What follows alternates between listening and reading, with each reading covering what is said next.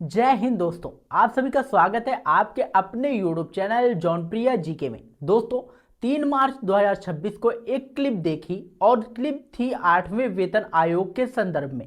Clip को देखने के बाद जब पूरी वीडियो सुनी तो बड़ी खुशी हुई कि वाकई 8वें वेतन आयोग में केंद्रीय कर्मचारियों के लिए लाखों पेंशनर्स और सर्विस में जो कर्मचारी हैं सबके लिए एक अच्छी खबर है। लेकिन उसके बाद हमने उसकी ओरिजिनल क्लिप सर्च करनी शुरू की तो फिर हमें 29 नवंबर की एक और क्लिप मिली। टाइटल वही था, 8वें वेतन आयोग का, लेकिन क्लिप कुछ और थी। हालांकि क्लिप सुप्रीम कोर्ट की रिटायर्ड जस्टिस रंजना प्रकाश देसाई जी की ही थी। दूसरी क्लिप देखने के बाद फिर और जिज्ञासा जागी और इसके ओरिजिनल क्लिप अब हमें ढूंढनी चाहिए। उसके बाद हमें उसकी ओरिजिनल क्लिप मिली जो कि ठीक 1 साल पहले की है। रंजना देसाई जी जो कि सुप्रीम कोर्ट की रिटायर्ड जस्टिस है और 8वें वेतन आयोग के पैनल की चेयरपर्सन है। उन्हीं की पूरी क्लिप अब मैं आपको यह 3 क्लिप दिखाऊंगा जो 3 मार्च की थी। जैसे कि आप स्क्रीन पर देख पा रहे हैं, यह 3 मार्च की क्लिप थी। आप अब स्क्रीन पर देख पा रहे हैं जो 29 नवंबर की क्लिप थी और एंड में आपको पूरी ओरिजिनल क्लिप देखने को मिलेगी। यहाँ मेरी जितनी भी यूट्यूब पर कंटेंट क्रिएटर हैं उन सबसे अनुरोध है, आपके लाखों फॉलोअर्स हैं, वे आप पर विश्वास करते हैं कि आप उनके लिए अच्छी खबर लाते हो, मेहनत करते हो। वे आपको अपना समय देते हैं, आपकी वीडियोस देखते हैं और उनकी ही बदौलत जितने भी यूट्यूबर हैं सब उन्हीं की वजह से अगर वे कल आपको देखना बंद कर दें तो फिर कोई नहीं पूछेगा।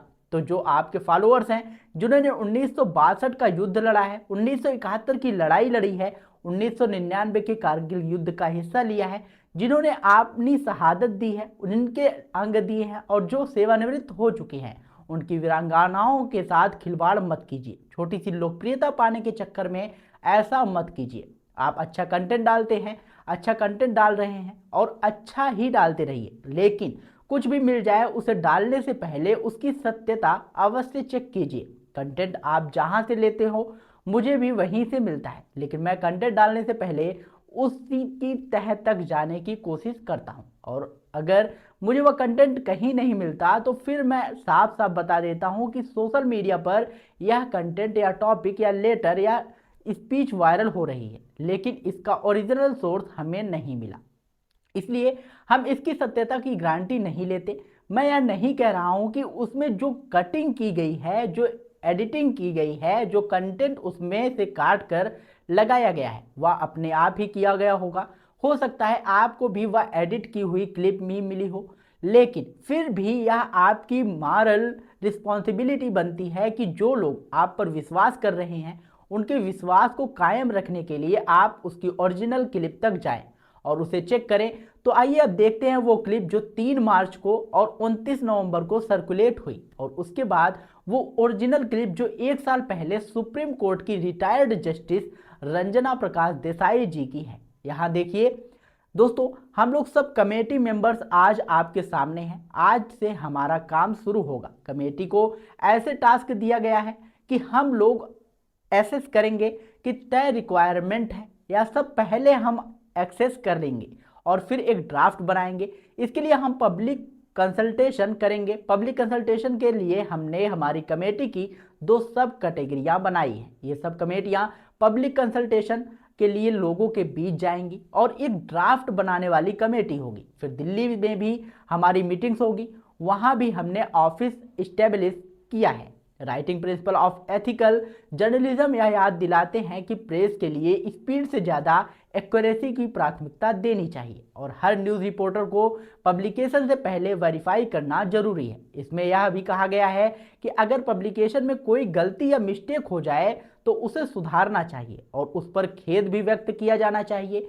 इसी आधार पर काउंसिल ने हाल ही में जर्नलिस्ट आचरण नॉर्म्स में कुछ नए एडिशन भी अप्रूव किए हैं। इस नॉर्म्स में रिपोर्ट के दौरान ज़्यादा सावधानी और जिम्मेदारी की बात कही गई है। खास तौर पर धर्म और अमर्ड फार्मेसी से जुड़े मामले लिखते समय संयम बताने की सलाह दी गई है। इन नॉर्म्स में यह भी कहा गया है कि विज्ञापनों की भी अच्छी तरह से वेरिफिकेशन होनी चाहिए, खासतौर पर वे विज्ञापन जो रोजगार या ऑनलाइन गेमिंग से जुड़े होते हैं, ताकि पाठकों को किसी भी तरह की मिसलीड ना किया जाए। तो साथियों, अभी आपने तीनों क्लिप्स देखी। मेरा सिर्फ यही अनुरोध है कि इसमें किसी को नाराज होने की जरूरत नहीं है और ना ही अपने आप को गिल्ट फील करने की जरूरत है तो बस अपने काम को ईमानदारी के साथ पूरी तरह परख कर और चेक करके अपने व्यूवर्स को सर्व करने की। तो दोस्तों, आपकी इस पर क्या राय है? आपने जो है अपनी राय कमेंट बॉक्स में जरूर लिखिएगा। और अगर आपको यह जानकारी पसंद आई हो तो वीडियो को लाइक करके शेयर जरूर करिएगा, क्योंकि हम ऐसे ही महत्वपूर्ण वीडियोस आप लोगों के लिए हमेशा लाते रहते हैं। मिलते हैं नई वीडियो में नई अपडेट के साथ, तब तक के लिए जय हिंद, जय भारत।